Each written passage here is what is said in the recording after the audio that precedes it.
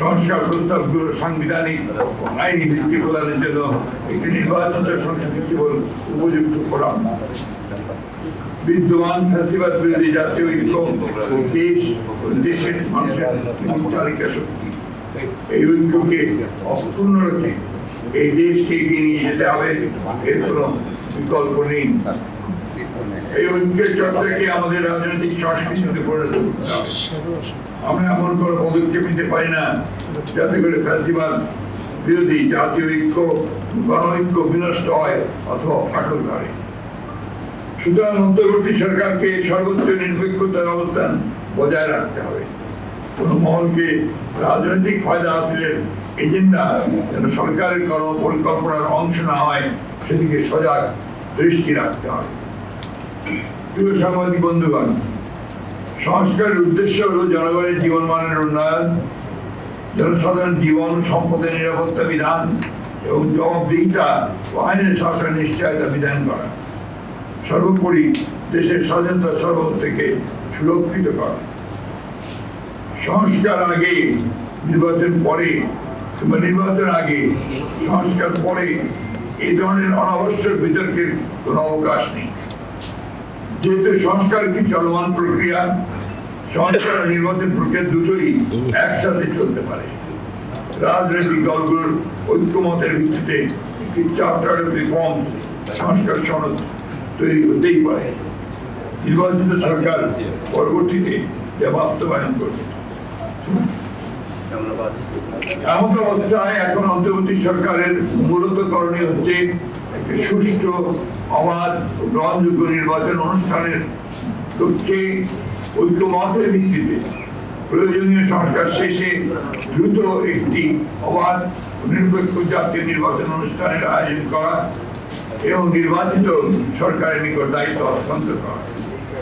নির্বাচিত সরকার জনগণের কাঙ্ক্ষিত ঐক্যমতের সংস্কার সমূহ সম্পন্ন করবে, কেননা জনগণের নিকট দায়বদ্ধ ও ন্যায় বিচার ও সুশাসন নিশ্চিত করতে অঙ্গীকারবদ্ধ নির্বাচিত সরকারের পক্ষেই গ্রহণযোগ্য সংস্কার সম্পাদন করা সম্ভব।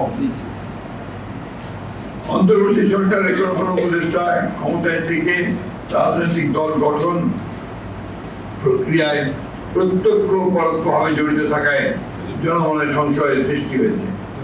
এই প্রক্রিয়ায় প্রশাসন যন্ত্রকে ব্যবহার করার নানা প্রকার লক্ষণ ও প্রমাণ ক্রমেই প্রকাশ পাচ্ছে।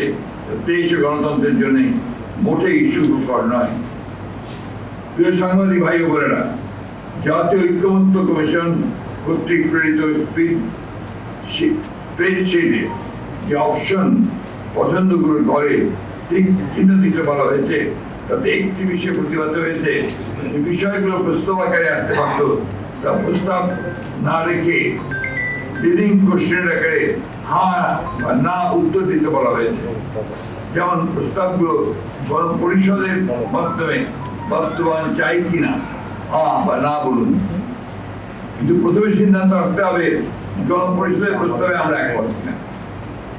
একইভাবে গণভোট, গণপরিষদ এবং আইনসভা হিসাবে নির্বাচিত সংসদের মাধ্যমে প্রস্তাবগুলো বাস্তবায়ন চাই কিনা ইত্যাদি হ্যাঁ বা না বলুন। সংবিধানের প্রস্তাবনার প্রিয়াম্বল মতো অতি গুরুত্বপূর্ণ বিষয়ে সংস্কার কমিশনের সুপারিশ থাকলেও তাই স্প্রেডশিটে উল্লেখ করা হয়নি। স্প্রেডশিটে সত্যশীলতা প্রস্তাব উল্লেখ করা হলেও মূল প্রতিবেদনে সুপারিশের সংখ্যা প্রায় 123টির মতো।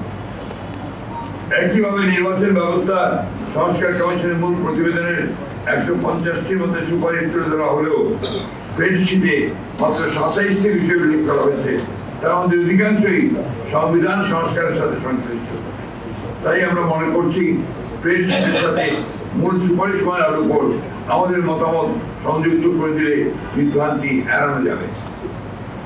জাতীয় ঐক্যমত্য কমিশনের স্প্রেডশিটের অবস্থা এবং কমিশনের সদস্যদের বিভিন্ন সময়ের বক্তব্য ও বিশেষ কয়েকটি রাজনৈতিক দলের বক্তব্য বিবৃতির মধ্যে মিল পাওয়া যায়, যা জনগণের প্রশ্নের জন্ম দিতে পারে যে সকল বিষয়গুলো যেন একটি পূর্ব নির্ধারিত পরিকল্পনার অংশ, যা গণতন্ত্রের স্বার্থের পক্ষে কিনা এটা বলা মুশকিল। সুপারিশ বলার সময় পর্যালোচনার প্রতীয়মান হয় যেহেতু ভবিষ্যতে অনির্বাচিত ব্যক্তিদের রাষ্ট্রীয় দায়িত্বে নিয়োগের অযৌক্তিক প্রচেষ্টা রয়েছে, যা অনভিপ্রেত।